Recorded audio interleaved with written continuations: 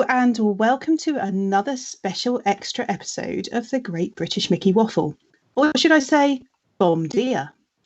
My name's Claire and we have another great friend of the show joining us tonight to take on the turn at answering our Carousel of Questions and have a bit of a chinwag. But first, let me welcome in the team joining the chat. So Ben and Becca, and just to ensure that the northern accents are represented today, we also have John. Hello friends, how's it going? Yeah, we're good, Claire. Hey, Claire. Brilliant. You all okay? Yeah, we're good. Yeah, not bad. Well, I'm great. I've got to say, I think the past couple of podcasts I've always whinged throughout all of the introductions. I've always something to whinge. I've got nothing to whinge about tonight, so it's really it's a nice experience to be recording. And actually, yeah, I'm looking forward to our special guest. Well, let's see if we can change that, John. Now, as I mentioned at the beginning, today we are joined by another Disney expert. This amigo is the founder and broadcaster of Ponto Orlando and Ponto Miami, which are Disney and Florida online content, which he hosts predominantly in his native Portuguese to help our Brazilian friends to make the most of their visits to the place we all love. More recently, he's teamed up with two other Disney aficionados, Colin Kendall and another good friend of ours, Jason Knapp, who can be heard chatting to us on episode 15, to broadcast After Hours Let's Talk Disney live on Facebook every Thursday night at 9 p.m. Eastern Standard Time, which unfortunately, it does translate to 2 a.m. for us here in Britain. But this man has a personality as big as his heart, somehow manages to keep Jason and Colin in line. To be fair, I don't think Colin is the issue, and is the veritable king of sound effects. So, ladies and gentlemen, I would very much like to welcome Mr. Carlos Eduardo Silva to the show. Bom dia, Carlos. Thank you for agreeing to chat with us today. Bom dia. Hello. I'm so happy. Honored to be here. I know this is great. It's great to talk with you guys. I'm happy. Yeah, we're really excited to have a chat with you. I did consider trying to translate some of my script into Portuguese, but I thought I could just embarrass myself more than usual. So I'll probably give that a miss. What has become traditional when we're interviewing special guests here at the Great British Mickey Waffle is that we launch straight into our infamous Carousel of Questions, and we don't even give you a chance to catch a breath or settle in. So we're going to go straight into that and catch you out. So perfect. So our quick fire round, answer as quickly as you like. You can expand and we don't judge. So we have a few questions for you. So question 1 is, which is your favorite park? My favorite park is Epcot. Okay, when we're talking about Walt Disney World, it's Epcot. But I need to have a special mention, honorable mention to Disneyland in Anaheim, which is a special place for me. It is funny because when every time I step into Disneyland, I have a physical reaction. I have a goosebumps. It affects me a lot. So, but my favorite park is Epcot. It is the place I call home. Question 2. Tell me a ride that you hate. Oh my gosh. I'll copy my buddy Jason. I have to say that I totally hate the Beauty and Beast sing-along. That is that is something that could never happen. And I will have also to mention the second it's not live yet, so that's good. It's already gone. But the second incarnation of Journey into Imagination was also hideous for me. It was atrocious.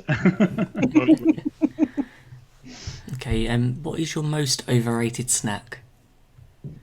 My most favorite snack is one of those spring rolls that you usually find in the entrance to Adventureland. It used to be actually close to Tiki Room, and now it's right in the entrance. Actually, right now it's closed, but in normal times it's there. And both of them are really good. What is your favourite transportation mode in Walt Disney World? Any one of the ships, or any one of the boats. I really like the boat rides there. It could be the friendship boat, could be the ferry. I love them. Or the little boats that made those little excursions to for instance, to Wilderness Lodge. I think that I love those boats. Brilliant. So this is a hard question. Which is your favourite table service restaurant? Oh my God, this is the most difficult one. I will tell you one thing. I'm pretty fluid in that one because usually I have a favorite and then that one become the second one. The last year, my favorite one is Takumite at the Japanese Pavilion in Epcot Center. And it's not only a favorite one for a Disney park, but it's one of my favorite restaurants, period. It is amazing. But I have to also include something that my favorite meal last year, it was not in Walt Disney World. Actually, it was in California. It was in the Carthay Circle restaurant in Disney California Adventure, along with Jason and Colin. That was memorable. It was one of my best Disney experience because we were so tired and hungry, and the restaurant's so good that was perfect. It was a perfect combination. That is on my list to visit next year. Yeah, you Definitely. need to do that. Just throwing that in for the rest of them. Good. Let's have a resort that you haven't stayed at, but you want to more than anything else on earth. Oh, one thing, and it's funny because I do have a house in Orlando, but I already stayed in all those resorts in Orlando. But there's one that I really want to stay, which is Aulani in Hawaii. That's the one that I'm looking for going, and that actually is my bucket list. The top of my bucket list is not a resort; it's actually going to the Tokyo Disney Sea. But the second place is Hawaii, is Aulani. Okay. What is your favourite car park? Epcot, right? It's easy. You know why? And I will explain you because usually I do as a local. So it's really common for me to go to Epcot by the end of the afternoon. And when you get to the Epcot Park parking lot by the end of the afternoon, usually they direct you really close to the entrance. So that is the perfect parking space because you it's just a matter of 5 minutes walking in. You're gonna be in the park entrance. So it's my favorite one. I love Epcot parking lot. So, which would you choose? Typhoon Lagoon, Blizzard Beach, or Volcano Bay? Oh, I don't know. The last one I never heard of. And but it's Typhoon Lagoon, I think. I love Blizzard Beach, but Typhoon Lagoon gives me something like a home view. I really like, and there's something that we're gonna talk about it in the next after hour show, but it is my favorite one, yeah. And I love everything there. It gives me. The last time I was there actually was with Lou. Lou did a meeting, the meeting, meet of the month there, but actually a year ago, and I was with Lou Mongello there. That wasn't when he went surfing. No, I missed that. I believe there's a video somewhere. No, actually, he did that a little bit before that. I would love to see that scene, but no, it was a regular meet of the month that he does, and it actually was. Actually, Jason was there, but that time I never. I don't know why we didn't. There was a lot of people. Jason and Lisa were there. Lisa from the Castle Runner, but I didn't have the opportunity to speak with them. A few months later, I was introduced to Jason, and everything started. Fab. So next one, Galaxy's Edge or Diagon Alley? Sorry, guys. Sorry, but for sure a Galaxy's Edge, and the first time I got to go to Galaxy's Edge, actually it was the California version, the Californian version, because I had the opportunity to experience it first during D23 Anaheim. And my reaction was emotional. So I'm a big Star Wars fan and a big Disney fan. So when I got there and I saw, actually when we I walked from the part of the Disneyland park that is called the Creature Country, and I start to move into Galaxy's Edge, and things started to change. You started to hear the sounds. I think I will not hide anything from you guys. I start sobbing that moment. It was pretty emotional. And when I saw the Millennium Falcon for the first time, I was like a baby. It was pretty emotional. I was there. So it is incredible for me. I really like the whole thing that Universal did in terms of the Harry Potter theming and things like that. But that's not my thing. I'm a child of the 70s and a teen of the 80s. So Star Wars is my thing. Yeah, I can totally understand that. Here we go. Next question. Early morning or a late night park visit? Both. Early morning with a big pause during the day, and then coming back to the park late night. Yeah, my favorite one as well. Yeah. Okay, keep the magic or backstage detail? Backstage detail, because it enhances the magic. I love that tour. Favorite other podcast or vlogger about Disney? Oh, that's difficult. But I have to say, I follow a lot of the podcasters. In terms of vloggers, I'm not such a.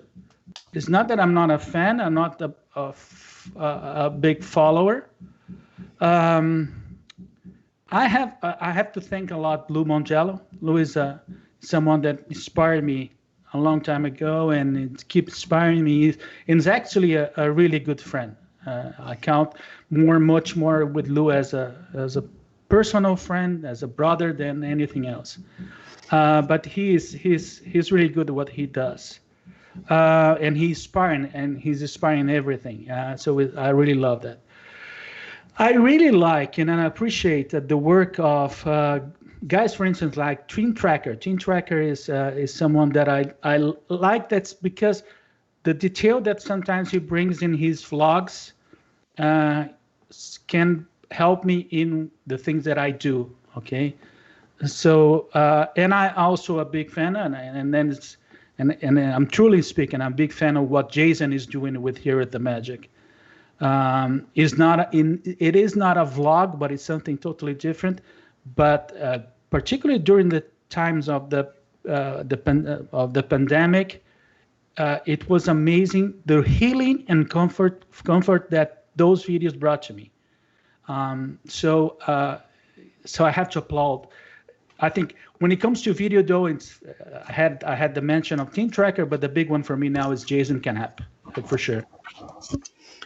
Oh, he's going to get a big head now you've said that. Yes. Last question, Carlos, is do you prefer to stay on site or off site? Oh, definitely on site. Sad enough, due to the having a home there, I have to stay off site most of the time. But if it's for me to recommend to family, friends, to my followers, my recommendation always is on site. And we've got one bonus question for you, which I don't know if you've heard previous discussions around. It's a bit of a bone of contention within our team. There's been a very split decision. I'm really pleased, Claire, because you've actually chosen to ask the question yourself, and I was really thinking I was going to get the chance to sort of. No. I'll save you. I'll save you the bother, John. Without any slant on it whatsoever. No, you're outnumbered today, John. Impartial. So this has been an ongoing argument now for about 6 months, Carlos. And every time we speak to someone, we ask them the question: which of these two do you feel is the superior show in Animal Kingdom? Festival of the Lion King or Finding Nemo the musical? Oh my gosh. And that's difficult. But I think, and I will say, I will use novelty or originality as my main point here, and both have. But I think that the Nemo show it's a little bit better. But both are amazing. There's the element of the song there, and I think that that strikes me the most. Well, both have incredible music, but the Nemo one is appeals a little bit more to me. But both are great, and I totally understand the whole dispute, and because it's easy, it's not easy. This one. All right, thanks for that, Carlos. You can come on every show from now on, and you can actually referee when Claire and I fall out. Well, as I was about to say, it's been lovely talking to you, Carlos. Thank you so much. Hey, can I also add as well, Carlos? Can I also add as well? You're the first person that we've spoken to who lives on the other side of the pond, who got the car park question absolutely spot on. And I'm only assuming that you listened to Lou trying to get his way out of it, and then also Jason as well. And it's funny because for me, that was fast because it's so obvious for me. I will tell you one thing. When I do, sometimes you do a park hopping between Magic Kingdom and Epcot. Usually what I do is I park first in Epcot. I take the monorail to the Ticket and Transportation Center, and then to Magic Kingdom, spend my time in Magic Kingdom, come back to Epcot. And I do that order mainly because of the parking lot. And if you ask me which is the worst parking lot, the reason I do that because the worst one is Magic Kingdom. Yeah, so it is for me. It's pretty easy. The second best is Animal Kingdom for me too. And the same way, getting a little bit late, it's almost like you can pick and choose. You can pick and choose the where you want to park. So it's good. No, I think I agree with you. I always quite like being able to walk back to the car. It's that getting away at the end of the day, isn't it? And just actually knowing that you haven't got a ferry or the monorail to catch and a queue to stand in, and so. No, I think it's great, and it's good to talk to someone who actually knows what a car park is. So thank you for that. So, Carlos, thank you. Can you tell us a little bit about how Ponto Orlando and Ponto Miami came to exist, and then obviously after hours as well, what they are and what we can expect to see from them? Well, as you can tell by my accent, despite being an American already for 5 years, but I'm originally Brazilian. I'm from South Brazil, and I moved to Florida in 2007. And what happened is that I always liked writing. I love writing, and I started to write to people and to friends, to family and friends who asked me about hints and information of South Florida and Central Florida. And when I saw that it was kind of working, the things that I was doing, I said, you know what, I would start in the same time two things. Two profiles with a Facebook presence and with a blog with two separate websites. So I do have it started with a Facebook page and a website for each of the Pontos. Ponto Orlando, which is the Central Florida Information Center, and the Ponto Miami, which is South Florida. And basically it is in Portuguese for the Brazilian audience. What is amazing is there are totally different audiences in terms of the ones that love South Florida are different than the ones that love Central Florida. And what I started to do, particularly with Orlando, is to drive my love and my passion to Disney and start to write and more about that. And from that, started to move to another passion of mine, which is photography. And I started to add my own photos and my own videos and things like that. And 2 years ago, I started doing a live show, Facebook Live and YouTube Live, called Ponto a Ponto, which means point to point in Portuguese. And which the idea was to connect the point Orlando with the point Miami. And it started to move well. And I'm continuing doing that. Actually, last night I did my live show. But what happened is that last year I had the opportunity to attend Momentum, which is a meeting. It's like a seminar, a weekend that Lou Mongello promotes.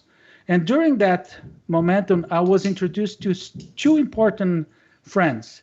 It was the first time that I met Jason Knapp. And then it was the first time also that I met Colin. With Jason, it was a instantaneous friendship. We started because we love restaurants. So that weekend, Jason said, "Oh, we need to go to this and this and this." So we already kick off going to restaurants.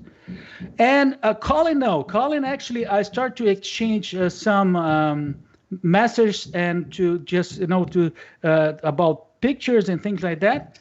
And the first time I actually spent some time with Colin was I went to meet him outside at It's a Small World in Disneyland, California.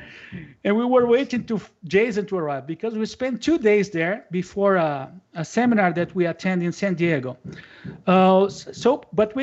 With Colin was actually that moment with the friendship kickoff really fun. And we spent 2 amazing days there, having a lot of fun.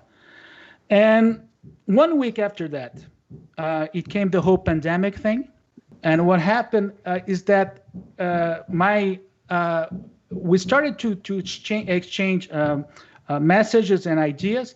And Colin Kendall said, Carlos, you do your live show. I like what you do in your live show. Why don't we do something, me, you, and Jason?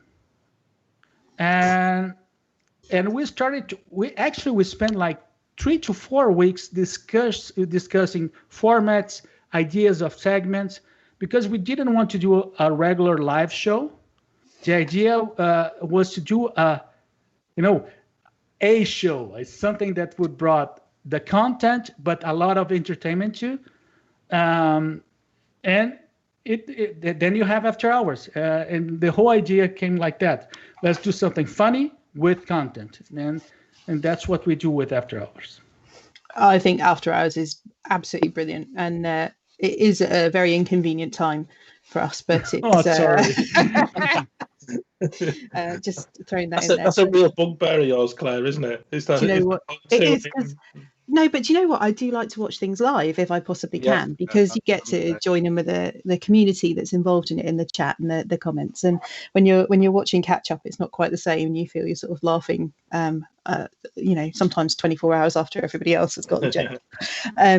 But it's such a fun show with so many different parts to it that really make me laugh out loud quite a lot. Good. What about you, Ben, Becca? What do you think? It's definitely worth getting up at 2 a.m. for on a Friday morning. It is. It's a shame we can't do it every week.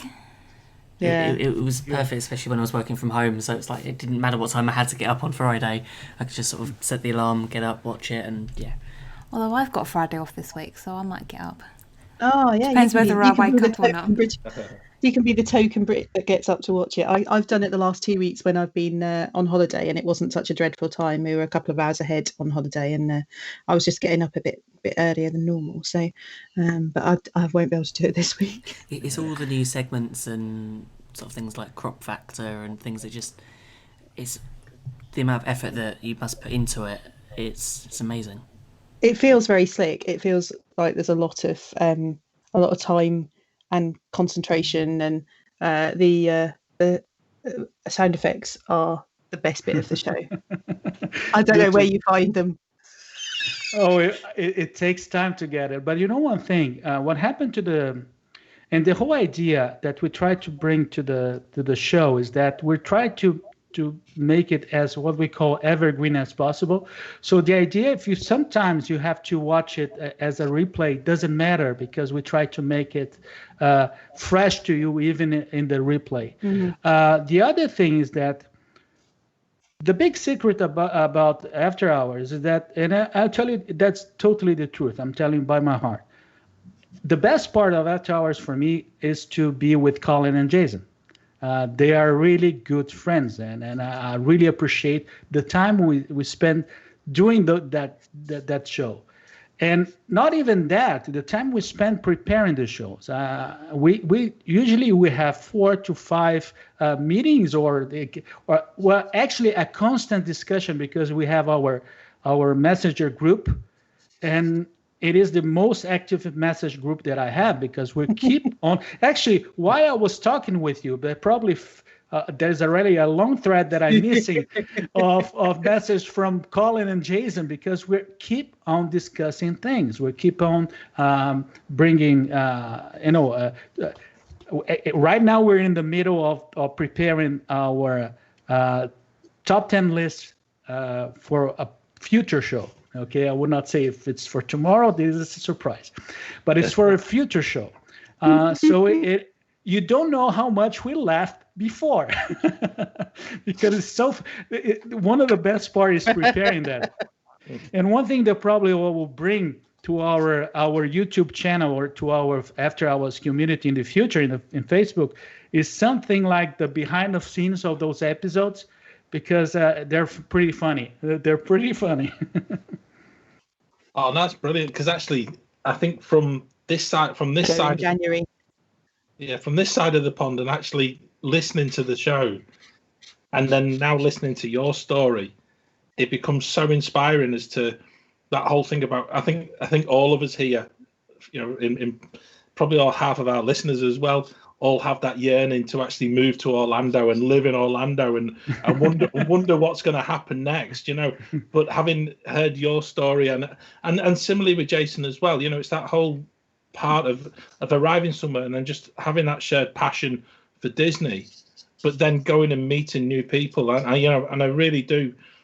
I found it really intriguing, because I think that the chemistry that you guys actually have on the show is something else, and that's what makes people sort of.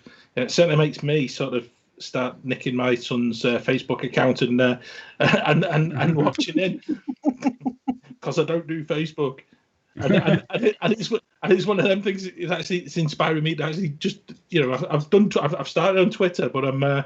My New Year's resolution was to become more active on social media. So I think you guys are gonna snag me as well into all of this as well, because it is good. It's great, but it's a great show to listen to. And I've got to say, you were saying that how short a time that you've known Colin and Jason in some respects, and it doesn't feel like that. It seems as if you guys have just sort of gelled and you've been together in a way as a group of friends for such a long time.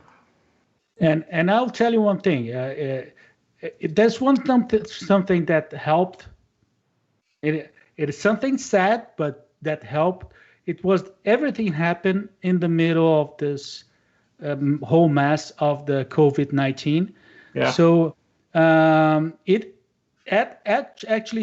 was like a cooking pot that forged the whole thing. Mm-hmm. But yes, and the good thing is that.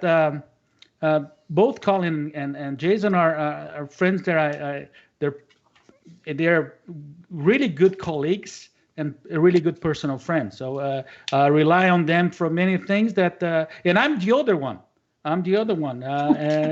But I sometimes I behave like the baby in the room. That could always be a good thing. Yeah. And I have to say that I do follow, obviously, I follow you on Instagram and Ponto Orlando, Ponto Miami on Instagram. And I was concerned that when I did that some of the content might be inaccessible. I mean, there is that fantastic little translate button, But actually, I think that Disney passion translates well, regardless of the actual language or spoken words. The photos and the videos and the excitement that you bring to what you put onto Instagram, I think, is fantastic as well. So thank you for that. Good to know. I really appreciate it. And sometimes I'm there's always the idea of trying to do a bilingual content, but I would like to trust the translation too, but I need to bring my background. I need to you have to have that flavor, the Brazilian flavor there. I'm not the most typical Brazilian, I have to say, but but it is something that I like to bring there. So when I say that I'm not the most typical Brazilian, because if you invite me for a soccer game, it's going to be a nightmare. And I cannot sing samba. I'm from South Brazil. I'm from a state called Santa Catarina, which is almost, it's closer to the Argentinian and Uruguayan border. And I'm from a place called Blumenau, which is a very German town. So we do have in Blumenau the biggest Oktoberfest outside München. So so if you ask me to sing a samba tune, I will not be able, but if you ask me to sing a German polka, I will line up roughly 15. Wonderful. And the next question is, can you sing a German polka? I'm afraid I would just, scare your audience. Even talking about the soccer, do you ever get a chance to go and see Orlando City? I already did. Yeah. I already did. It was like 2 or 3 years ago, when it was a big thing in Orlando, and it was funny. So. Yeah, and it was fun. Yes, I like it. And actually, Kaká, the Brazilian soccer, was playing there by that time. Yeah, it was one of those really brilliant times for soccer in Orlando, and thankfully. And I know there's a lot of UK people who are interested. They do go to the soccer. Yeah. When they're on holiday, but the past 6 months, just before and then after the COVID stoppage, Orlando City are actually back. They've got a really good team, a good manager, and after probably that time after Kaká had left, it wasn't particularly nice looking. We went last summer and it was dreadful. It was. But we did pay very little for the tickets, so I can't complain. So. and one thing that's funny that you brought it, because actually I went to watch the soccer game with some UK friends that live there, some friends from Manchester, and from Wales too. Yeah. It's become a little bit of a pilgrimage for a lot of UK people. It was lovely last year. We went and each of the family wore a different football shirt based around sort of Orlando. We're Everton fans. We live in Scarborough, and we all had our different shirts on. But the amount of people that we met from the UK, and we're just spotting different football shirts was fabulous. But then to meet Americans who were Orlando fans, who were in different Orlando shirts of different ages, even before they became an MLS team, was brilliant, because they would stop and they would chat, and it became a really brilliant sort of. It's like going to the football properly in this country, and it's just a unique sort of shared experience. But there you go. I digress as I always do. It's just like talking Disney. Hey, let's get a plug in for Orlando City. You never know, Carlos. We might get free tickets. Yes. I'm expecting that. We'll send them a plug on social media and tell them that we gave them a shout out. And we'll have to remind them when the travel ban's over, so you can make use of it. Yep. I'll let you have my ticket, John. Yeah. John, did you find any Americans that were Everton fans? No, but I have seen an awful lot from. There's a Miami thing from yesterday on Instagram, because Everton signed James Rodriguez, who's a Colombian, The Colombian, yeah. Yeah, but Miami had a big poster and he had a big sign up in New York as well. So Everton fans throughout the world are now becoming more South American as well. So we're with you, Carlos. We've got Brazilian in the team. We've got Colombians in the team. Yes. We're sorted. As long as we can play it like Brazil, we'll be all right. Yep. Well, lately, I will not say that we're not playing right, but I'm not following that much. It's been a while that I'm not following soccer. During the last year, actually, it was hard for me to follow sports at all. Yeah. I used to be a big Formula One fan. I was a big Formula One fan. Don't get me started with the Formula One. And I spent 2 years without watching a single race, and now I came back, and I came back because I'm loving to see the British team McLaren, because they're so fun, they're so great, they're good kids. So great I know drivers. that Carlos.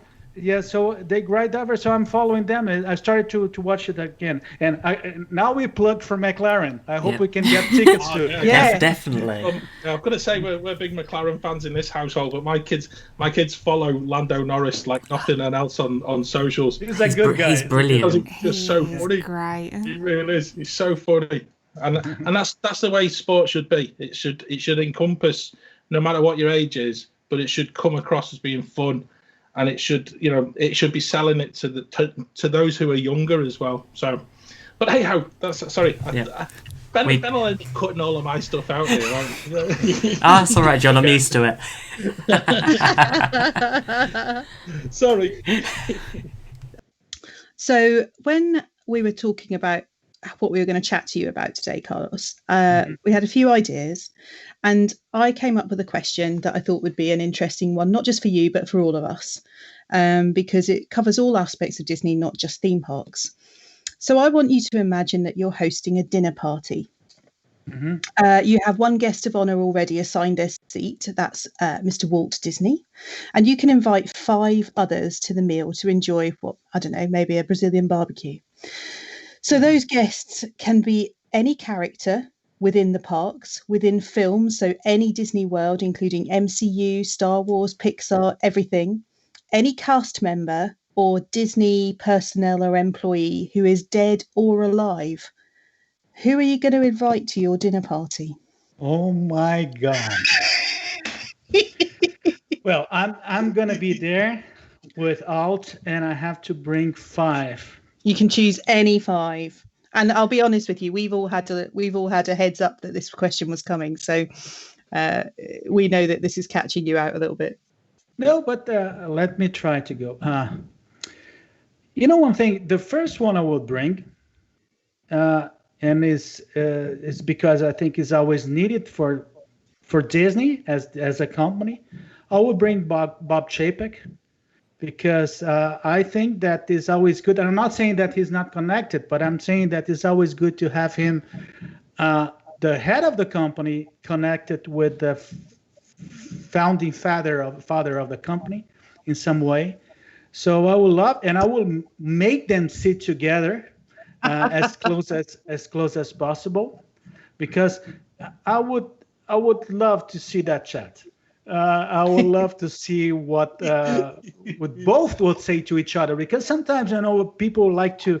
It's not that I'm don't get me wrong, and I'm not attacking Walt Disney, not at all. But sometimes I think that there's things from what the company started to do after that he needed to hear. He needed to understand and to appreciate too. I'm not one of those guys that said, "Oh, after Disney, everything went wrong." No. I think that there was a lot of good things and a lot of good things that I would love to see Walt appreciating that came with all the new managements, Eisner era. Now we have the Chapek era, Iger era. I think that he would appreciate. To think about a character, I would love to bring Tony Stark, because then we will have fun in the table. we're gonna have the perfect. I would just sit, enjoy, and he will be the host, because that's the clever, the sharp. He will be pushing everybody, and for me, it's one of the strongest character that the Disney has with the whole MCU approach. The other person, I would like to sound. I would like to bring my father then. Okay, my father is in Brazil now, but I would love to, because he was always helped me to, always support me in my passion to Disney and to everything. It was brought. He was the one that took me the first time there, and always support me on that. So and I would love him to see him talking with Walt, and I would love to see Walt saying, "No, your son is doing great." And the last person, and this could be a cast member. You said no. It can be a cast member. It can be any employee, any character in any Disney universe. My gosh, the last one will be. You've got two more. I have two more. Yes. Yeah. Two. Oh my gosh. I would think, and I didn't want to go again to an executive on the Disney company, but I think that Josh DeMero, it is someone that also would like to be sitting there, and not because he needs advice, but just to see the joy. And I think that he always did a really good job at wherever he went, and he was so good with the cast members that I love to see Josh DeMero there. And the last one, you guys, I don't want to sound. I will not say it is actually Lou. Yeah. Lou Mongello. I think, Cool. and then and when I said it, and I was not lying about inspiring. And if you guys appreciate what we're doing with After Hours, and you just need to remember that I'm always thankful to the fact that Lou actually was the guy who came to me, said once before the Momentum, said, Carlos, I think you have to stick with Jason because you guys are you guys gonna be good friends.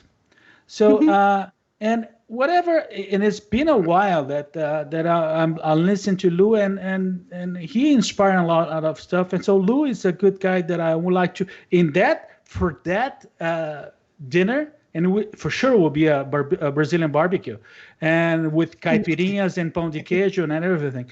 But that is the perfect setting. That is a perfect setting for me to have the discussion, to have the dinner and a dinner discussion there. So it's Bob Chapek, Tony Stark, Josh DeMero, my father, and actually in one side we have. One side of Walt, you're going to have Bob Chapek because he really needs to be close to Walt. And the other side is my father because my father deserved that. And then you have the Lou Mongello and Josh DeMero. So these are the ones. Wow. Really? And then you guys did not give me too much time, but I think for me, this is a perfect list. Fantastic. I mean, I like the fact that you've even considered the seating plan. Yeah. hadn't figured in my list at all. That's really interesting. And I love the fact that you included your dad and it sounds like a great dinner. I'll come and serve the drinks. I'll come and make the caipirinhas. I can do that. Good. I would just love to be the fly on the wall. Yeah. I'd love to see Bob Chapek, and I'd love to see how his conversation with Walt would pan out in particularly in these these are really, really hard times, and I know Bob's had such a bad experience since he became CEO, and you really feel for him in some respects. I don't think I think that the shadow of Bob Iger over his shoulder, it doesn't help, But you want to put your own stamp on things, don't you? And he's just, that whole thing's been taken away completely, and it hasn't been any of his making. You know, No, yeah. Irrespective of boats sinking on the Jungle on the Jungle Cruise Cruise and the Splash Mountain and stuff. But hey, we can maybe discuss that. You know. Yeah. How would you manage it?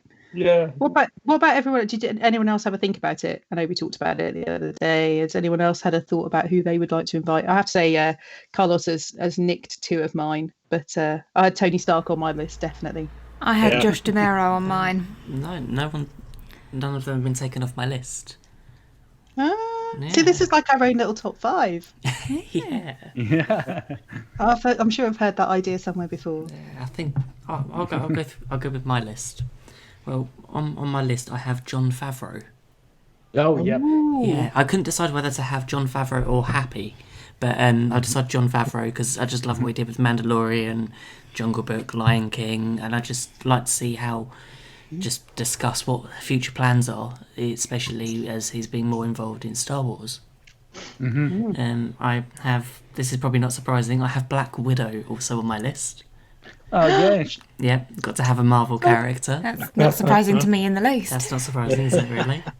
Can I just bring up an issue here that I'm surprised there's someone missing off Carlos's list? I was as well. Yeah, there should have been an honourable mention. Yeah, you're not going to invite Jessica Rabbit. Oh, yes. No, but that's... I already have so much hard time about that, you cannot imagine. And you not even know half of the names that were in my list that I cannot even say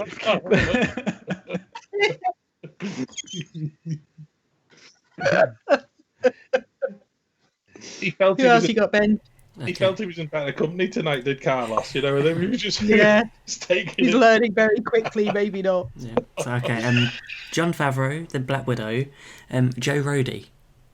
Yep. Ooh, That was quite high up my list, just for Animal Kingdom, Pandora, just Aulani. Yeah.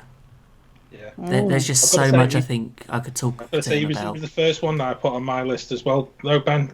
Yeah. And I just, there's something about him I just think he's, you know, it's the charismatic part, and I think he's, you know, not just the Animal Kingdom part of it, and you know, like I've already said tonight about being on Twitter, but he sells his soul online as well, his politics, and it's all out there. He's not hiding anything.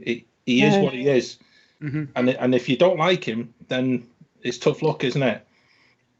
But but what is his actual, as an Imagineer, his actual perception of how you can take the first version of Animal Kingdom and then add more in possibly times where they weren't given an awful lot of money to do an awful lot more.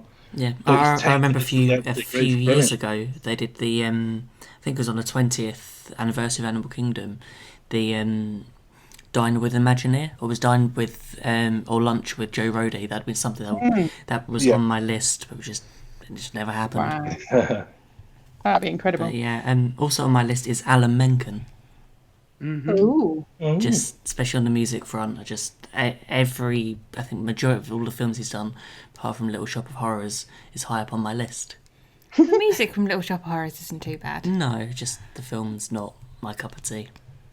And also on my final person on my list is I didn't know was a Disney cast member, and I'd like you all to have a guess at what role, what cast member he was. It's Robin Williams. But he was a cast member. He was a cast member. Can you guess what attraction? Oh, he worked in an attraction. Okay, Yeah. I was going to say car parking, but No, it was an attraction in Disneyland. okay. Oh, You already told me the answer, so I'll stay out of this. I will guess the Jungle Cruise. Yep, Jungle Cruise. yeah. Just imagine him as a skipper on Jungle Cruise. Oh, he would have been incredible. It would have been Could incredible you one. imagine that? Yes. Someone's probably got video footage of that somewhere. Yes, something worth researching for. Yes. Definitely. I'm going to be looking for that later. That's mad. Becca, did you have anyone else? Or I they all did. gone? No, they haven't all gone. So I've already said Josh tomorrow. You can't have Walk without Mickey. So I'd be inviting Mickey Mouse to my party. Winnie the Pooh, because he's my favourite. Loki. Because that's going to be fun. So, but if you have Loki, you have to have Thor as well. No, just Loki. And Lin-Manuel Miranda's. Ooh. I love his music and his shows, so that's my Brilliant. 5. John, are there any left for you? Yeah, I've got to say, I found it really hard, and I deliberately went down a kind of route that probably sort of defines where I sort of go sort of Disney-wise. So I went Marty Sklar. Just Imagineering again.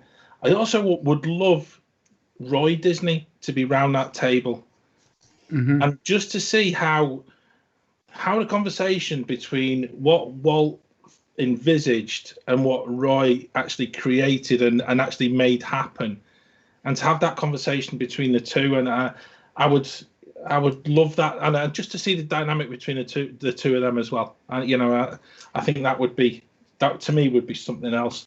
And then talking of dynamics, I then thought maybe we could get Bob Iger to come as well, just because he rains on every parade that Bob Chapek has as well. So I was thinking Bob Iger, and do you know the right time when's the right time to decide that you're going to retire? I think is But I'd have Mickey. I'd also invite Mickey. I'd go with you, Becca. I think if Walt's there, I think Mickey's got to be there. And then I've got a list that carries on and on and on and on. But I can't remember how many I've given you now already. So I'll probably put George Lucas in there just as a just to start off the Star Wars bit, because I know I've said in the past I'm not a great Star Wars fan, but I'm hooked. And it's really strange because you go back to what Carlos, to what you said in the Carousel of Questions as well, where you talked about Galaxy's Edge and how it makes you feel. Now, we left Orlando just the week that they started doing cast member openings for Galaxy's Edge, and there was one night we sat in the baseline tap in the studios, and we sat with a family from New York whose son and auntie who was a Disney manager, and they'd taken the son to go and see it, and then they sat beside us and they were showing pictures from the day before. And to actually experience, we were missing out on it all, and that whole thing of actually seeing, like you said, the Millennium Falcon, I just think it just sent shivers for me. And I really, like I said, not being a big Star Wars fan, but again, during these COVID times when you've not had an awful lot to do, and then Disney Plus sort of comes into its own, and we've actually watched the whole of the Star Wars stuff. Yep. And I'm not a young boy anymore, and yet my young boys are just completely Star Warsed up, and suddenly, as an older man, I now get it. I can totally understand. I've got a few people that I need to go back and see, who I possibly have known 20, 30 years, and go, do you know when you said you were a big Star Wars fan? And I said, no. I get it now, and I really do understand. And I'd have George Lucas there just to pick his brain as well. Why not? Let's put him into the mix. But I have to bring a little twist to your original question, and just for the sake of surviving the next week, I need to change a little bit. If you say to me that instead of hosting the dinner, I would trust someone to pick a restaurant and to be the perfect host in that dinner, along with that guest list, I have to bring actually two friends. I have to bring Jason Knapp, being the guy who's going to pick up the restaurant. He is the best one to do that, and he's the best one he not only will do that, he will pick your drinks and and then he's going to say, no, you're not going to eat this, you're going to eat the other thing, okay? And he will get it right, trust me. And the other one is Colin, because then I'm gonna be with Colin next to me, and we're gonna be laughing about the things that Jason is doing. So, so that's the perfect setting. Colin can take some photos as well. Yeah. We have a montage of the evening. I must admit, when we spoke to Jason, I did say that I'd buy him a pint when we went to Epcot. But if he stands to buy all the drinks and the food, I'll sort of change that and tell Jason he's buying. Yeah, let him choose first go. That's funny. Oh, thank you. What about your list, Claire? Do you know what? I think most of mine were taken. I had a couple of other ones on there. I had Bob Iger as well, and I had Tony Stark, as I said. I had Mary Blair on my list. Yeah, she really made up mine. As a huge female figure through the company and influential artist, you know, I'm not a huge art fan, but I just I think what she was able to do, and the name that is synonymous with so many of those classic attractions and classic films, and it was so individual that I'd love to know from her what it was like being a female in a leading role in the company at the time. Well, yeah. I had Wall-E on my list just as a bit of a giggle, but, and then took him off and put Bing Bong on. Oh no. And then the other person that I did put on was Lee Cockrell. So Lee, I have connected with a few times over social media and by email. And in my other life, I love the fact that Disney leadership is something that interests me.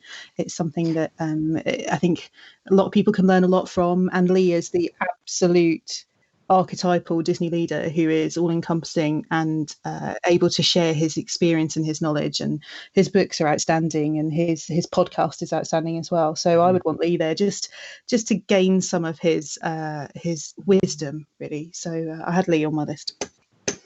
You know, there's one name that I think that it is not. It's not that it's not. Well, it's obvious, I think, but not that much. But I will not have to bring, just for the sake of being fair. It is Kevin Feige. Yeah. He nearly made it onto both of ours, I think. Yeah. Yeah. Kevin Feige is probably one of the brightest, and in terms of creativity and storytelling, is the name in the company now. Wow. Yes. Yeah, definitely. When you think of all the MCU films, everything from Iron Man onwards, it's amazing. Mm-hmm.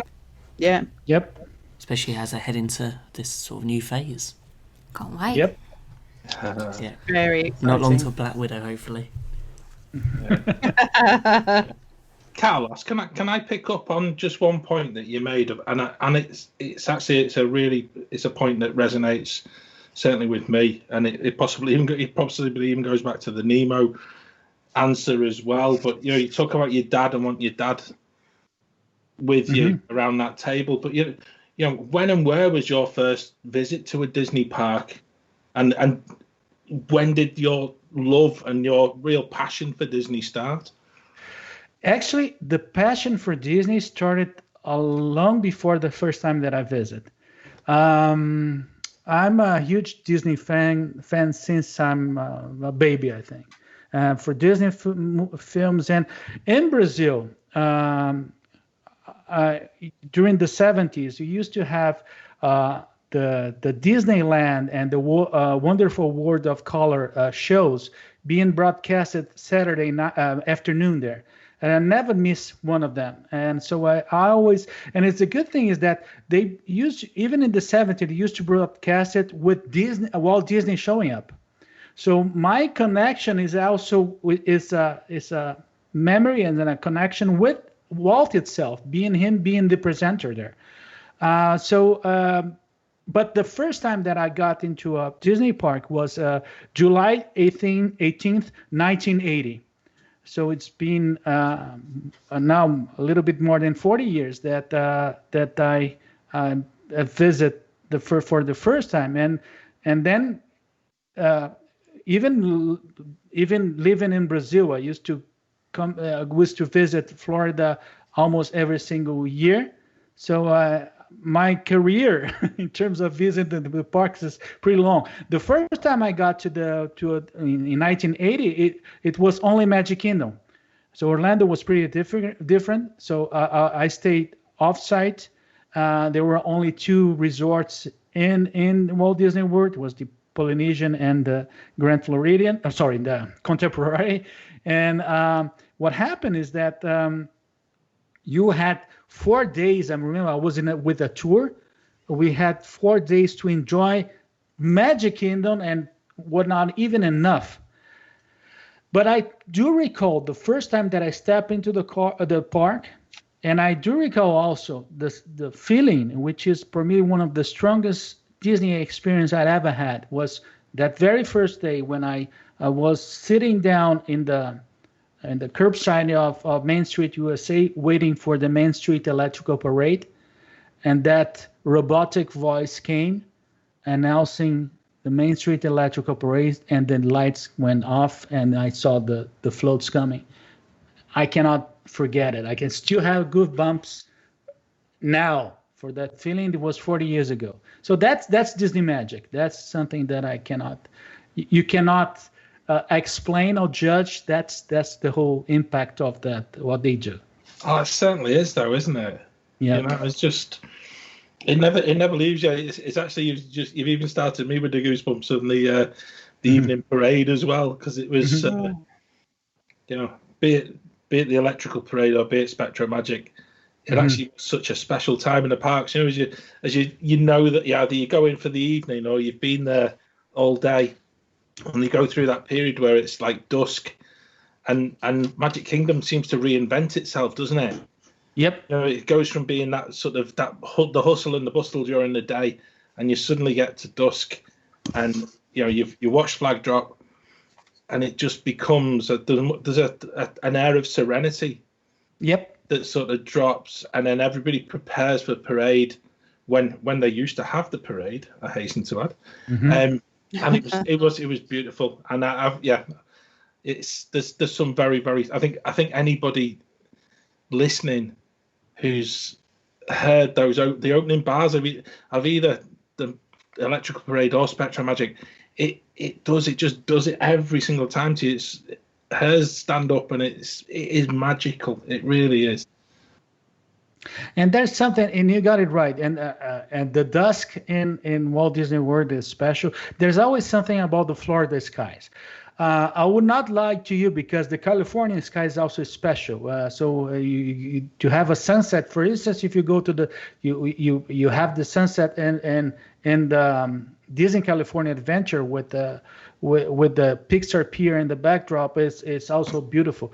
But the skies in Florida is always, even here in Miami, I enjoy that. And every single day when we do have a nice sunset, it is always amazing. It's always different. Yeah.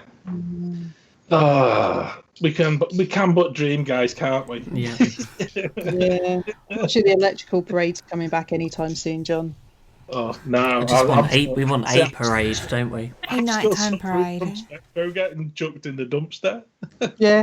Like, those light bulbs have all been smashed. Oh, I tell you, I know I've spoken about it before, but I tell you that's one of the worst bits of Disney management I think I've ever come across, and I still miss Spectro now, because it was just such a big part of Walt Disney World and unique to there, and the very fact that they took such little care of the ride when they did Summer Night-tastic, and I don't know. Don't get me started. Don't get me started. You weren't going to be grumpy, and we've done it. We've made you grumpy. I'm past grumpiness. But you know one thing, and I'm bringing my personal opinions, nothing that I heard of, or that it's just I think what was going on in particularly in the Magic and Walt Disney World is that with the huge crowds that you used to have until the pandemic, operational wise was so difficult to have the parade and then the castle show, that they decided for sake of operations and security that we're not going to have a nighttime parade.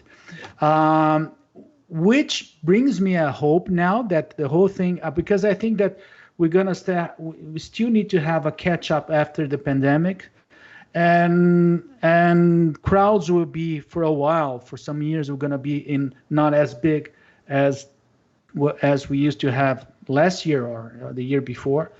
And I think that we could have a chance to have those parades back. Actually, I had the opportunity to watch Main Street Electro Parade again last year, and during the D23, it was by the end of August, I think, end of August, in Disneyland Anaheim. They were showing there.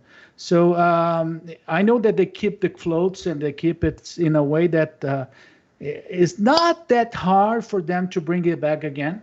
Yeah. So we can, at least we can hope that something would happen. We can but hope, can't we? Yeah. I think that's the thing with everything that we've sort of, with all the parks, how they've adapted over the past few months of reopening. It's really interesting to see how them are doing things in a slightly different way and how they'll build up to the 50th next year. Mm-hmm. It's like when we recently got back from our trip to DLP, it was completely different from last year when we went. It was full of crowds mid-August. This year, mid-August, it was empty. Mm-hmm. And it was really interesting to see how Disney was still getting that magic, and but just being back in a Disney park was just enough. I don't ever remember walking into Studios Park in Paris and crying because we're back at Disney. Yeah. Oh no. Really? Yeah. I did. Yeah. And I don't even like Studios Park. Walking into the Studios Park. Normally you cry for another reason because there's not much there, but Yeah. But you know one thing, it took me a long time to visit Disneyland Paris, and I did it. I did it last year. It was actually Halloween, October 31st. I was in Disneyland Paris, and I loved the park. And actually the Phantom Manor, the Haunted Mansion there, it is the best one. Sorry, but it's the best one. It is by far the best one. I was so struck by the whole attraction, and actually the musical score. When you step inside that attraction, it is, and it's kind of dark, and it's not so funny as you think, and it's amazing. I really like, and I love the park, and I had the unluck. I was not so lucky because there were 2 rainy days. I spent 2 days there, and the 2 days were rainy, but it was lovely. I love the park. I really liked, and looking forward to going back there with sunny days to enjoy it more. Yeah, definitely. DLP is really sort of, I don't know. First time we went was last year, wasn't it? Yeah. Yep. And as it's our sort of local, we can normally get a train that takes 2.5 hours to get there. So it's not something we've always done before, but it's just having something so close to us. Just be able to go dip in and out of a Disney park is just for a long weekend. And you know, I have a funny thing about Disneyland Paris that happened to me. Actually, there was some issue with it's not with my tickets. There was an issue with my Halloween party ticket. I needed to print it somehow, and then I needed to go to the guest service. And the cast member there was so, he was so great. He said, you know one thing, I will give you a fast pass. I said, good. And he said, pick and choose one of the attractions. And I said, well, which is the attraction that is the most, with the biggest line? He said, well, it's Hyperspace Mountain. And I thought, Space Mountain. Well, good. I said, well, I want it like that. Just one little detail. I'm not a big fan of roller coasters, and I can live with the Space Mountain and the Big Thunder Railroad experience. But just for you to get an idea, the drop in Pirates of Caribbean for me is a radical one. So I said, well, let's go there. So I'll take the Hyperspace Mountain. So I went merry and happy to the fast pass line and I went there. When I started and I saw, whoa, they have the overlay with Star Wars. Yeah. Amazing, great. I'm happy. Space Mountain with Star Wars is a dream come true. When I got to the loading area and I looked to the roller coaster cart, I said, it is different. Why do you need that harness, over your shoulder in Space Mountain? I'm in the wrong place. Where's the chicken exit? And I was and then suddenly I was in the car and I said, well, now I have to ride it and let's see. And it started right away with a double inversion and it was shoots you out, spits you out, and throws you about a bit. Yes, and then I was freaking out for a few moments there, and it was good that I was alone, so nobody could record me. But that little girl screaming was not a little girl. Oh, it's an amazing ride. It's such a good attraction, and the overlay. So I've been lucky enough to ride Space Mountain in Disneyland Paris on all of its iterations. And the original was very, very good with an incredible score, and it was all based around the Jules Verne Journey to the Moon, and it was fab. But I think that Hyperspace Mountain really is an excellent attraction for people who like Star Wars and want to feel involved. When those lasers are shooting around your head as you're turning upside down, it's just incredible. But one thing, Claire, I couldn't experience the lasers. I was with my eyes shut, crying and screaming. Carlos, I'm with you. I haven't yet done it. I chickened out on our February trip and thought because I'm not a fan of roller coasters. The only one I've been on upside down is Indiana Jones at Disneyland Paris, but we haven't done hyperspace. We got into the seat, and then I chickened out. Well, you'll get there. When I went there, the Indiana Jones coaster was actually in refurbishment, so I did not experience that one. Another attraction there that was for me was a wonderful surprise was Pirates of the Caribbean. Also great there. It's so different to Walt Disney World. Yep. Even just the order of the story is different, isn't it? It's, yes. It's great. It's actually one of the, along with the original one in Disneyland, is the one that you can understand the storyline, and you get the whole thing. So it's the one in the first one and the one in Paris. Yeah. And while we're on it, let's mention Big Thunder, because the actual Big Thunder is just that drop at the end ride in Paris, and just that whole thing about actually being on the island in the middle and going under the water as at the beginning. I don't know. That's something that certainly we do enjoy, but it doesn't detract from the experiences in Walt Disney World. And you get dry a hell of a lot quicker from the wet rides in Florida than you do when you're in Paris. I'll add that one. I think you just get wetter in Paris, don't you? It's just always and there's no water rides. No. I'll go back to the last podcast. It was the September show when we did Disneyland Paris, and I think everybody asked for best advice, and the only thing I could come is take a coat. and it's horrible, and I hate to labour the point because I'm a big fan of Walt Disney World, and it always comes back to that fact that all of our holiday photos we're wearing hats and coats and gloves, and when you go to Florida, it's shorts and a t-shirt. Yep. I know where I'd rather be. But there's one thing that the only complaint that I have for the Disneyland in Paris, it is, and I don't know, probably it was a bad timing, but I was a little bit upset with food there. The food is not something that I was expecting more. Probably it was much more a matter of expectation. And there's another thing. Actually, the 2 weeks previous for me being in Disneyland Paris, I spent 2 weeks in Lisbon. And Lisbon is a place that you eat very, very, very well. So I was probably a little bit spoiled. But when it comes to snacks and food in Disneyland, it was not the experience that I was expecting.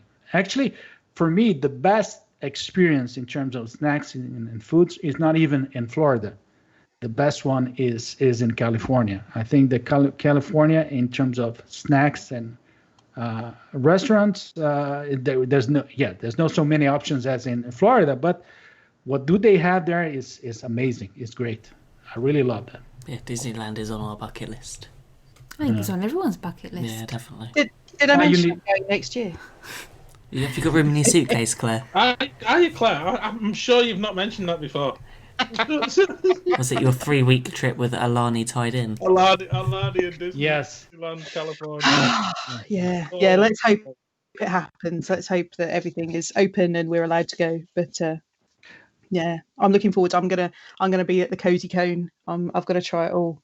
You know, one thing, the last time I went there, the Cozy Con, actually the time where I was with Jason and Colin, Cozy Con was under refurbishment also. It was closed.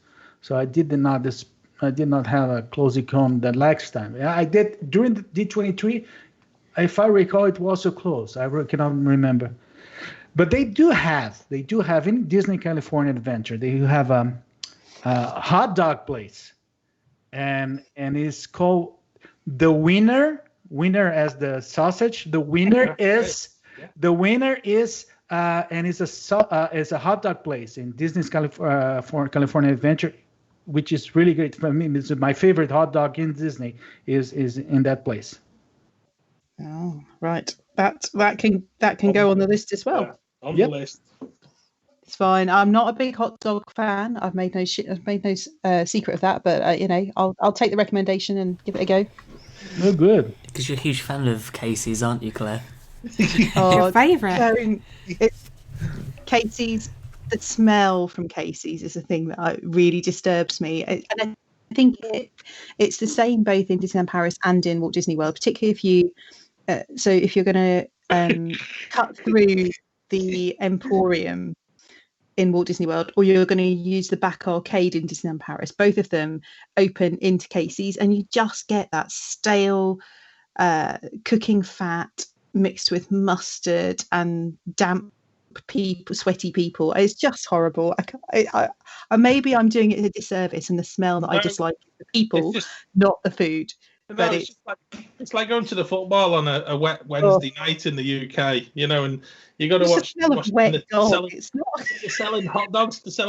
And they must have been in the brine and in the boiler since about 3:30. It sounds like filter for a candle. Oh, I don't know. But it's on the banned list. You know that there's a thing about Casey's that I really love. Casey's, it is actually a good hot dog. It changed a little bit. I think in the mid-90s, Disney went for full mode on the as much as natural or healthy you can get. So their hot dog bun changed a lot. And Casey's used to be a little bit better with a different bun that they used to have. But my secret about Casey's is not even the food, is whenever you go there and there's Jim is playing piano, the ragtime piano outside. Jim, I know Jim since my second trip to Disney. My fourth trip to Disney was in 1984. Yeah. It's when I first met Disney playing piano there. First met Jim playing piano there, and every time that I get inside Magic Kingdom, if I cannot see Jim, I get worried. Yeah. And actually, the last few times that I went there, due to the whole COVID thing, he's not being able to play. But and Casey's is closed. Is not they're not working at now. But I hope to see Jim soon. Jim is. Probably you know what I'm talking about because definitely. He's already a character there. He's incredible. You can throw any song at him and he just moves into it. It's unbelievable. And he's just so engaging though, and I think it's that mirror on the piano Even though he's playing the piano, he's looking right back at you. Yeah. It's beautiful, and you're taking me, you're giving me the sort of the hair standing up bit, because our very first visit as a family, when my youngest was, I think he'd be about 3, maybe 2. There you go. I get locked up for not knowing that. But he was there, and he's a musician now. You know, he's 14, and he's a musician. But then he was bopping along to the sound of the piano, and it's the most beautiful thing to look back on, and sort of defines our very first trip. And then, it's just like Jimmy does that. He engages in families, and he gives you that time, even though he's sort of still on show. He's playing the piano, but he engages, and it's beautiful. And so, yeah, tell him the Great British Mickey Waffle we're asking after him when you see him, Carl. Yeah, I'll do that. I think it's interesting though, John, because you talk about Jim playing the piano. I think there's some really great entertainers and cast members that perhaps a lot of people just walk past. So for me, when I see the Dapper Dans, I have to stop and watch them and listen to them, because these guys are incredibly talented. Oh, aren't they just? You catch their eye, you've got engagement, and they love what they're doing. And you go from Dapper Dans, Voice to Liberty, you just take the time to spend 15 minutes watching them, engaging with them, being part of their show with them. It's just a fantastic experience. And those are the things that people sort of don't put the time and effort into standing and enjoying, because they're rushing on to do the next thing. And people describe it as hidden magic. But it isn't about 4 blokes in the barbershop. It's there. It's there if you just stop and take the time to actually acknowledge it. Yep. It's like the band, the Main Street Band. Yeah. Just the most incredible. Loads of tales about different members of the band, of just how they would engage with the kids when they were younger. And it is just, you need to seek it out. Very little. It's there, and it's right in your face. And then most people just walk straight past because they're thinking of the fast pass that they've got at the back of the park. And we need to get Splash Mountain, because we're not going to buy merch today because the merch is shut. But we need to be in that queue because we need to ride it one last time. And actually, you've walked past so much.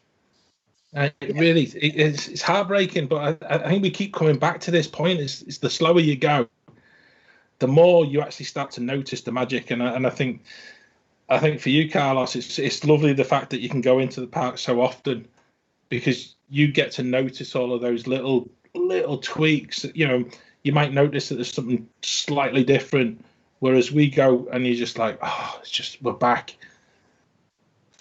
But you know what happened is that, for me, even the experience now after the reopening, and even with the restrictions and everything you have there right now, it brings a different magic. First of all, you see I'm not saying that before was not genuine, but a thankful smile and a thankful appreciation from the cast members that they're working now, and they're trying to get along with all the things that they have to cope now. But they're doing great, and you have a little bit more space now to enjoy things and to see things that you couldn't see before. So it is. I know sometimes what happened was 2 weeks ago. What was there with Jason for a lunch break, a special lunch break that he did in Epcot, and we spent the whole day in Epcot. And sometimes I would look to it. Oh, I didn't notice that there was that flower there, or there's something like that you never pay attention to. So it's good. So it slows down your pace now. And the other thing I would like to say is that you mentioned Jim and all those and the Dapper Dans and all the musicians. It's been such a hard time for these guys. Yeah. Because absolutely. Because, it is a hard time for everybody, but for those type of professions and works that to get a gig now is so difficult, and so it's almost impossible. So I really care about, and I appreciate what Disney is trying to as much as possible, trying to do with those cast members. So if you go to Epcot now, you can see performances that usually, for instance, the Mexican mariachis. Yeah.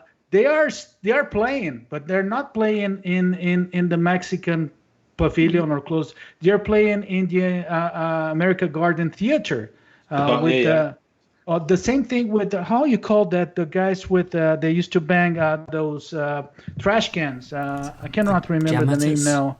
Janitors. The same thing. They're performing now. They're performing there though. I know that Disney cannot bring every single one of them, but they're trying as much as possible to accommodate things and to have those. For instance, Karen Stein. Karen Stein is the piano player in the UK pub. And the Rose and Crown, yeah. Yeah, she's playing now, but not in the pub. She's in the pavilion, the Celebration Pavilion for Food and Wine Festival, and she's playing there. So it's so good to see that Disney is trying, an extra length to accommodate some things and to bring those cast members back to work. It's good. So that's why, and that's the only part that I'm a little bit serious about now, is that it's part of our job as people who love and who appreciate and who talk about and to write about or take pictures of Disney, to bring the good side now, is to bring the positive side and to say, one thing, I would not emphasize on how empty or not is a park. I would emphasize in the part that is, it's, there's a little bit more space, but I can enjoy the good things of the magic of Disney. Or that's because it's like kicking someone that is already being in the ground. So let me help that. Let me do my part, and think in particular about the cast members. And it is not only Disney. We're talking about the whole Florida. Florida is a state that depends so much about the tourism and the visitors here. Things here are really sad and ugly now, and we will need the time to catch up and to rebuild a lot of stuff. But what I'm doing as a Floridian is I'm trying to help in a way. That's why I still try to go out as much as possible. Okay, I'll take my precautions, but I try to help the restaurants here in Miami or in Orlando when I'm going there. And we need to be a little bit more courageous, probably, with all the care, wearing masks, with hand sanitizer, avoiding big crowds, but helping the businesses and helping the service industry here to actually to bring even more magic when you guys are back. That's the whole intention. That's so reassuring to know, because I think as a podcast we've been very aware of how much hurt has been done over this time to cast members that we've known and loved, and we have got to know so many different individuals over a great number of years, and it breaks our heart to be so far away from it, and then actually to hear how you're speaking about the current situation and to try and go and support them. I take my hat off to you, but also the cast member, my heart really goes out to every single cast member. And I think we've put it in a number of our shows during our lockdown here, because we're so aware that, it's their livelihood, and, we take it for granted that entertainment's going to be there when we enter the park, and unfortunately, their jobs are on the line, irrespective of what park it is. It's heartbreaking, and I think it's up to everybody to sort of unite and to try and support what Disney are trying to do, and trying to give these people who are unique characters themselves, aren't they? It's they really are. They bring so much delight to your holiday, but it really does. I really feel for everybody out there, and it's it's tough times, but like you said, we've got to get that level of positivity about it, and that the can do attitude to let's move forward and let's see what it can be next time. you know, and appreciate the fact that, you know, some of these cast members have really gone to the line in support of trying to keep their job because they love their role at Disney so much. Yeah, and that's one of the points that I always like to remember about the cast members. If you when we are among Disney lovers, we have to remember that they are too. They are big Disney fans. They really enjoy what they're doing. They're involved in different Disney fans communities. They are part of that. They really like to do that. So always my appreciation to what they do. Definitely. So one final question for you, Carlos. If currently, obviously, quite a lot of the projects have been paused across Walt Disney World. If you were in charge and making the decision, which one would you get finished first? Which one would you like to see completed that's been discussed, and where would you spend your money and your effort at this point? Yeah, I don't know if I will surprise you, but since D23, I have a favorite project. And if you ask me why, I cannot explain why.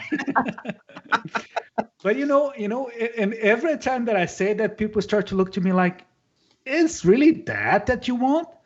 But it is that new building, that pavilion of festivals, the one that used to be supposed to be built in. And I think it's not going to be built anymore. But the one that is supposed to be built actually is not in the middle of the way of the fountain to World Showcase. Actually, it was supposed to be a little bit sideways, even closer to the Journey into Imagination Pavilion. Yeah. But that one, I don't know why. The first time I saw it, I said, "Oh, that's brilliant! Oh my gosh, that's 2 stories. I'm gonna be able to." Oh. And so, the hanging garters, I say, and I don't know why. I fell in love with that project, and I'm feeling really sad because everything is pointing out that it's not going to be, it's not going to be, it's not in the list now anymore, and that's it. I wish we could have actually that there was something that was not in the list and was not being promised, but I was expecting last D23 for us to have a new pavilion in World Showcase, and I'm not mentioning, I'm not saying that I want to have a Brazilian pavilion. I'm telling the truth. No, actually not. I was expecting, I would love to see something like Greece or Egypt or Spain. Okay, but I would love to see a new pavilion in World Showcase. That's one thing that I missed a lot. But it's not on the list. So the one, the real one that is already under fire is that Hanging Garter Pavilion, the International Festival Pavilion there. It looked amazing, didn't it? I think it was. Yeah. It was quite ambitious, even just in the concept art. So I'm unsurprised that that's one of the things they've decided may not go ahead currently. As we know, no good ideas ever disappear completely. Yeah, but it did. The concept art was incredible. I've got to admit that was on my list of sneaky questions to see if you had any insider information about as well, Carlos. Though no, there's no inside information about that. It's one of them ones that we feel quite detached from it and actually share that same feeling in seeing that go and going back to what you'd said earlier about Figment and the journey into imagination, right? I think we've spoken about it before, about the fact that was something we'd expected from D23 last year. Yeah, and seeing that sort of reimagined and also seeing sort of maybe Figment taking on a bigger role, there's something that is special there about that the Journey into Imagination Pavilion. Everybody talks about. There's always all this gossip between about the having Inside Out, the movie Inside Out being used and being part of Journey into Imagination. I have no inside information, nothing. I love the idea. Yeah. But one thing that for me was striking is that when you visit Epcot now, and there is one of the characters' appearance is that it is actually in grass lawn that you have next to Journey into Imagination, that you have some characters showing up. And actually, I saw two characters there. One was Winnie the Pooh. Yeah. Okay. Yeah. Walking there. Okay. And then suddenly shows up Joy from Wow. That is, probably is just a way then for them to tease the whole gossip and the whole idea. But there's a character from Inside Out there, so you never know. You never know what they think. I like the idea of having Phineas and Ferb in there. I thought that would have been. It would be great. Yeah. That'd be different. I still like that idea. Yeah, I'm with you there, Claire. That's brilliant. I have to admit, with all the Epcot things that I'd like to keep, it would have been the Walt statue.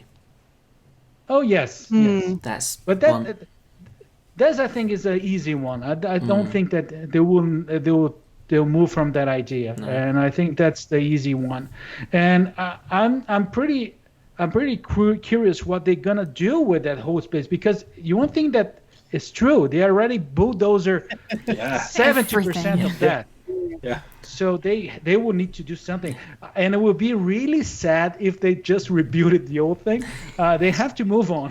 So Yeah, it's got a big space now. Yeah, I'm totally with you on that, Carlos. Because every time you see a photo, and the best thing for all of us is the fact that because of the monorail loop, you can always see how much they've destroyed of what was previously there. So if you're coming into the park on the monorail, you've got photos galore, and you're seeing how little's left. It's just the shell on the right hand side, and then the left hand side is basically just sort of the top layer, isn't it? Mm-hmm. And you're now in a position where what are they going to put back in its place, and it's going to cost them money if they have to do it properly.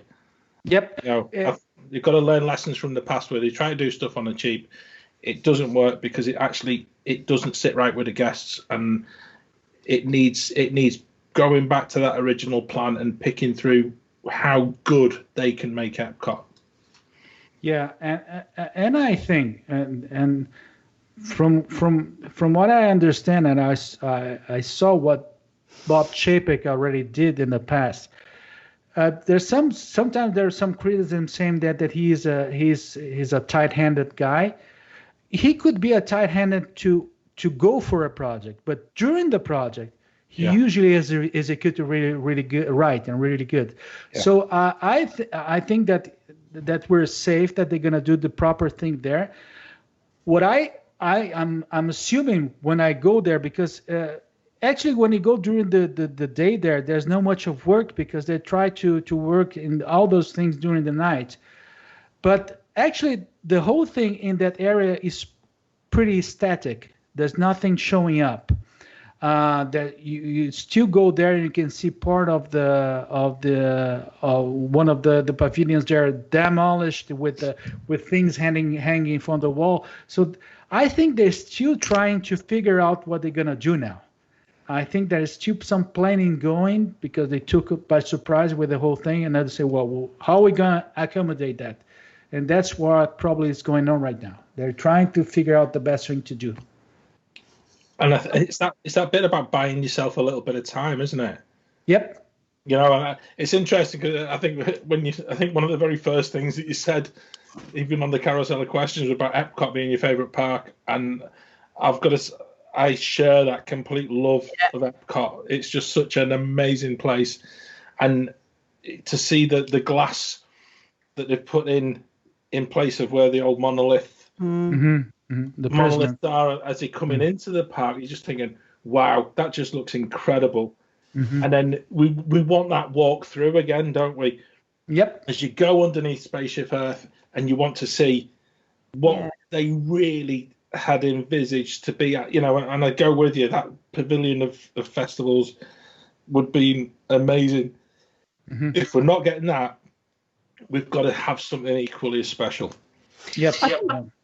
I was going to say, John, I think it's interesting because at Epcot, more than any other park, I think people have a real almost Marmite relationship with. People love it, hate it, and the people who love it really feel so strongly about it. Epcot for me is my absolute go-to. It's the place we always spend the most amount of time. My whole family is like that, and it would be my if I had one day, that's the place I would go. I wouldn't go to the Magic Kingdom. I'd go to Epcot, even with all the hoardings that are up at the moment.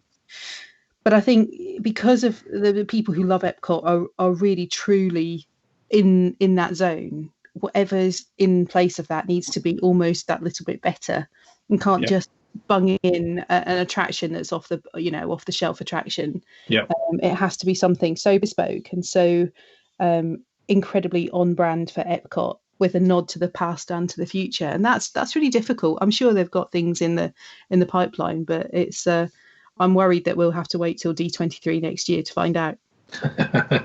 And you know, Claire, talking about D23, one thing that when I left D23, I was so happy because as an Epcot fan, everything in D23 when it comes to parks was basically for Epcot.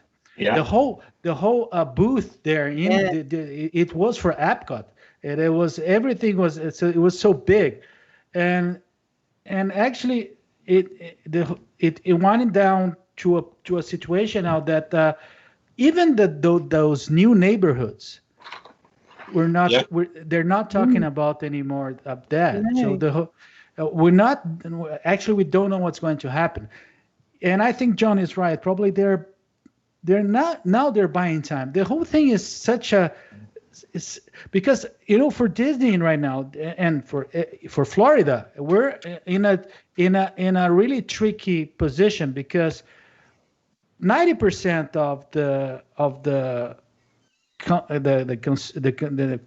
visitors that come to Florida and to Disney are domestic, are Americans, and actually. The whole situation here in the U.S. is still still up in the air. That nobody's traveling. There's some for sure is economic struggle. There is still some insecurity about how safe it is to fly or not. So people are staying home, and that is the audience that's what you miss in the parks. It's not because I will say about Brazilians are banned to come to U.S. right now, but it's not the Brazilians that will make the crowds in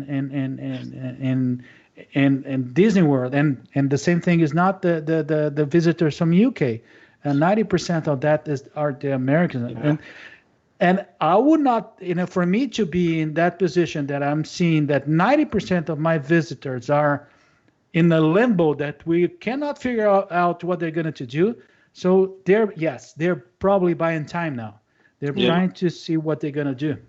Yeah, I think it's a fascinating time, and it's actually, and I think for our listeners in particular, and I think we would always love to think that we were a massively important part of the tourism industry in Orlando, but unfortunately we're not, and we are just a very, very small percentage of what goes on within the place that we really do love the most. And it's I don't know where we go next. I have no idea, but I'm with you on the fact that Epcot has to be better. And it's and even going back to your countries, it's strange that you've chosen 3 countries that you thought would be a World Showcase Pavilion for, and it's 3 countries that I think have been spoken about more than any other.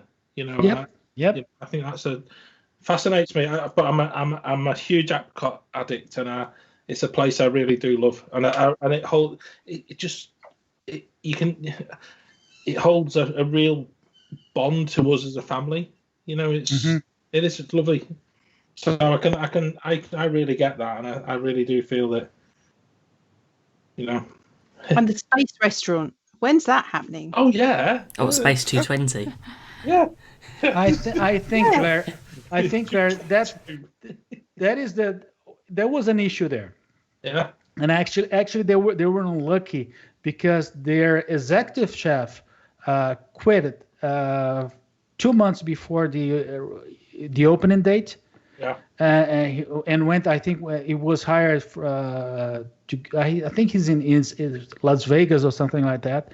So they were supposed to open before the COVID thing. Yeah, just before, wasn't it?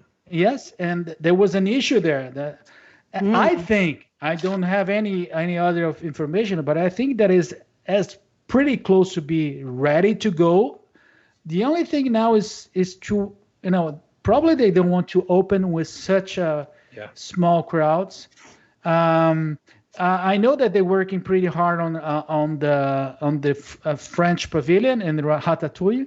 Yeah. And my guess, probably this is a personal guess, is probably they could open along with that, just to bring more excitement to Epcot. That I think is deserved. They need that now, because so many things are closed, and that's everything that is going on with Future World. So I think that you're probably gonna hear from that this year. One thing that we already can guess is that, due to what they did with Polynesian Resort and moving to the opening to the next summer, I think the whole idea of the 50th anniversary is being moved towards summer of the 2021. Yeah. And I think we already can have a hint of when Disney is already betting that the visitors are coming back. And John, taking on your comment about, and I have the same thing with my audience, the Brazilian audience, think that they are the most important audience, international audience. I wasn't going there whatsoever, Carlos. I've been told I'm not allowed to mention it at all. On behalf of the British public, I am not mentioning Brazilian people whatsoever. No, but actually, we're the third. Brazilians are the third bigger international crowd, and you are the first one in terms of the international crowds. But when it comes to the whole thing in Disney, and I tell to my audience, don't worry about that. It's the fact that the 90% of the audience is American is natural. It's placed in the country. Guess where Florida is? So the fact that but one thing I tell to my audience is that if you have a problem with 90% of your audience, can you imagine the promotions and the opportunities that we're going to have when everything is back to normal? Yeah. So that's actually for us, for the international visitors, is a huge opportunity that we're seeing in the future, because you guys are pretty young, but I remember pretty well what happened after September 11, and actually not right after that, but a few 6 months after that, I came. I was enjoying Disney World in a way that I never did. Yeah. Actually, I spent 3 weeks in Disney's Wilderness Lodge. So the packages that you could find that time were amazing, and I think that's going to happen again. I'd agree with that, and I think your analogy, looking back to 9/11, it's on a similar. It's on a similar sort of starting scale for the Disney company, but it's over what we're now 6 months later.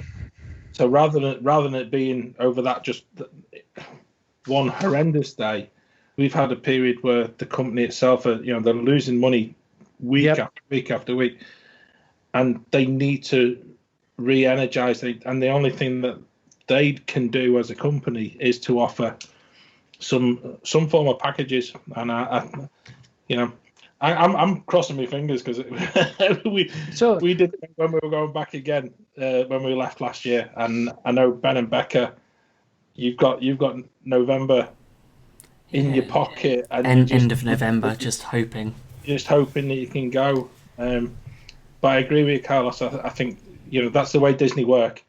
Yep. And you guys need to remember that I think there will be a period now, even for my audience in Brazil, they always ask me about the travel ban. So and what I told them, even actually last night during my live show, I said, one thing, don't think about a date, because even if they lift the travel ban, I think there's a period of time that everybody will need to adjust and to reset yourself. And even us here, it's almost like we had a huge hurricane that lasted 6 months here in Florida. Yeah. We're not going to be ready to be 100% experienced the next day. There's some things that we need to catch up. But that's why, and for my audience, I would say pay attention to what's going to happen in 2021 and 2022, because I think we're on the verge of the best 2 or 3 years to experience Florida and Disney that we could imagine. I think we're heading to a really nice opportunities in terms of hotel packages, of vacation home packages, or whatever. Everybody's going to be fighting for that business now. So it's and Florida needs that. So, and with the 50th next year, it just gives a perfect opportunity for Disney to make the most of it. Yes, for sure. Do you know something, Carlos? I'm gonna just take a little snippet of what you've just said, because it is the most positive and uplifting advice for anybody who is missing Florida at this present moment, hoping to go to Florida at this present moment, and for all of our listeners who really do want to be in Florida and can't get there, and to hear your words, I think certainly I've taken a lot from it, and I really hope when they listen to our show that they will actually sort of listen to your words and just go, yeah, you're right. Let's move forward, and then let's think of all them, because I'm a big bargain hunter, I must admit. So I'm now looking for the airlines the airlines need to join us on all of this, and we're going to be there, I'll tell you. But because John, what's going to happen is now you can find already really good prices. Yeah. But I want to see what's going to happen when 90% of the regular visitors here will say, now we're ready to travel. Yeah. This end here will start to fight for that 90%. And so we that represent an audience that is not is as important as the 90%, but it's not the 90%. We're gonna enjoy that.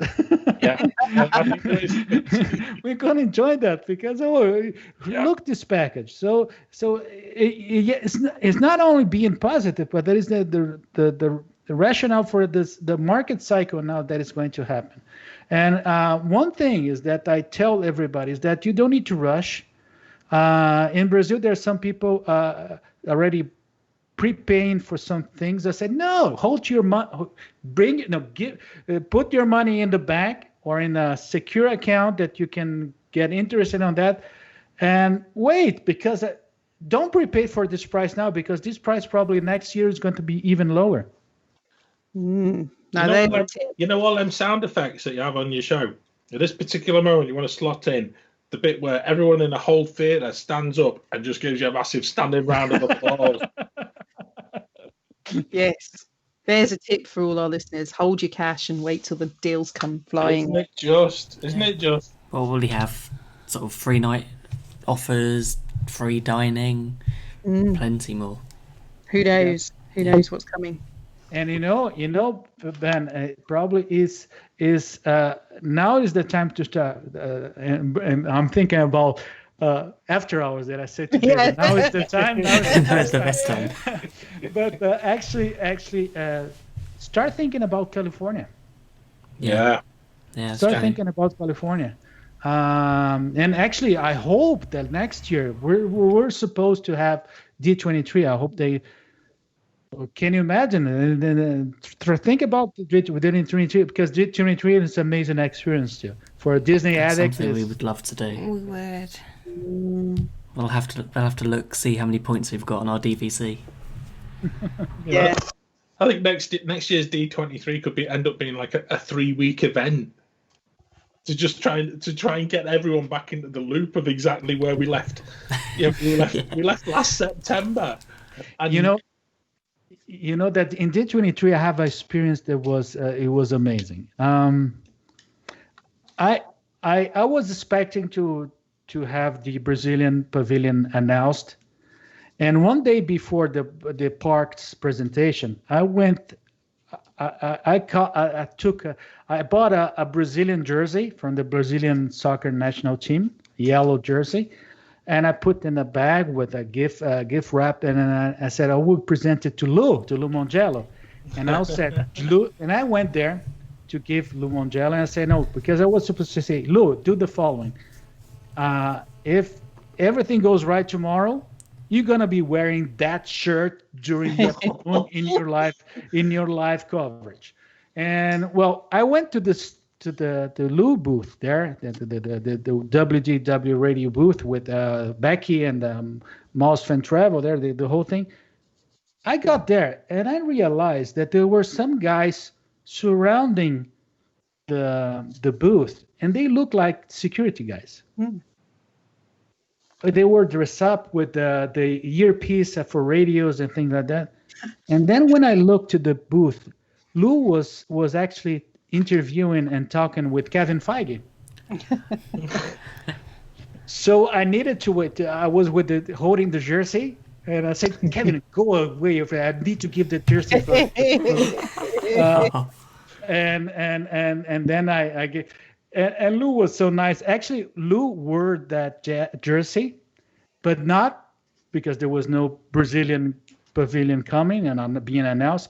But actually, I hosted a live show with my live show, and I had Lou, Lisa, Jason, and Colin as guests. It was in March. March. This year.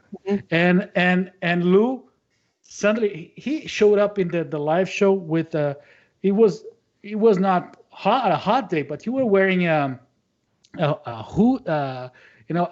sweatshirt, and I said probably Louis with his cold, something like that. Then suddenly in the middle of the live show, he took off and he were wearing the Brazilian jersey for my live show. That's brilliant. Oh, fantastic, Carlos. Have you got any questions for us before I finish off? Yes, I do have. And I will ask you guys about not about Disney, and I will talk a little bit about my second geekness and passion, which is music. And I'm such a big fan.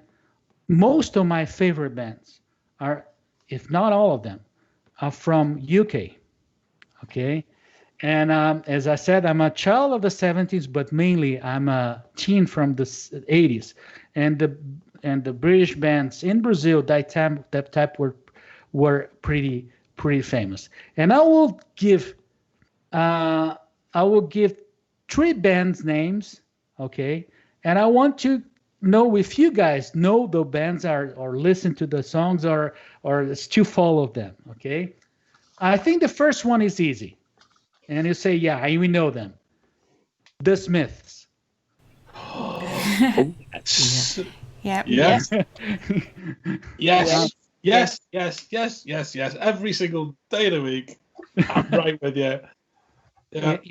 There's no 1985 Queen is Dead tour. Oh my gosh. July, I think it was July the something, and I saw them in Glasgow. Amazing. Just sorry. Yeah, go from there. There's a song in that album called "There's a Light That Never Goes Out." Oh yes, that for me is my favorite song. So just for you to get just to know that. The second band, I will give you the name, and I want to know if you guys know and ever heard of Echo and the Bunnymen. Yes. You're like, you've seen my record. No. Echo, where have you been? Oh, wow, yeah. I was born in 1990. Yeah, you've got no chance, Becca. How do I know them and you don't? Superb. So you have with tasting music. Amazing. So my second favorite song of all is from Echo and the Bunnymen. It's called "The Killing Moon." Killing Moon, yeah. It is beautiful. Actually, I saw them live 2 years ago in House of Blues in Disney Springs. Oh, wow. It was beautiful. It's an amazing show. And now the third and last band that I will mention to you guys, and that's a little bit obscure, Actually, the singer is from Scotland, and the other bandmates are from UK and Ireland. But it's a band called. Boys. No, not the Water Boys. That's the fourth one, but no. but the third one is a band called Light, Cold, and the Commotions. Oh yeah. And the song that I would like to point to you guys that you need to listen is called "A Brand New Friend," and that the message that I like to give to you and to your audience. I'm really proud to be your brand new friend. Oh wow! I love that. Oh, do you know, for such an amazing song that I've known for so long, you've completely changed me. You've changed my whole thoughts of it as well. Good. Yeah. No, thanks. That's lovely, that Carlos. Thank you. I'll go and look the last two up.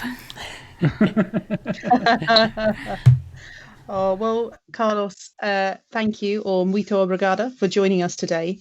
Thank you. It has been amazing to chat to you, and I know that we've all had fun. Hopefully our listeners have had a great time. Just so they know, where can they find you on social media so if they can look at your content? Well, they can find me at I think the easiest, the entry point, let's say, is to find me at Instagram, and it's at Ponto Miami and PontoOrlando.com. And then when it comes to Ponto, it's Ponto.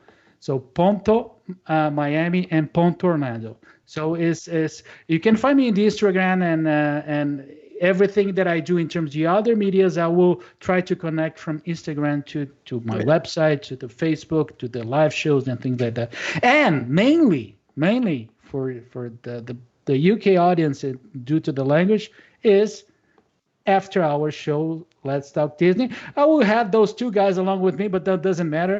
We'll let you off. We'll ignore them. And...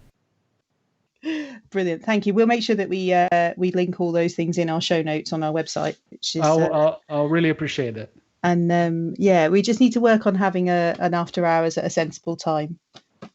If he can work that out, that'd be great. You could dip those too. You can just do it yourself. It'll be fine. Yes. Oh, well, thank you for joining us. We've had such a fab evening chatting to you, and look forward to talking again soon. Thank you. Oh, thanks, Carlos. Thank you. Oh, and something we should ask: what's waffle on in Portuguese? Oh my gosh! You know one thing? Waffle in Portuguese is waffle.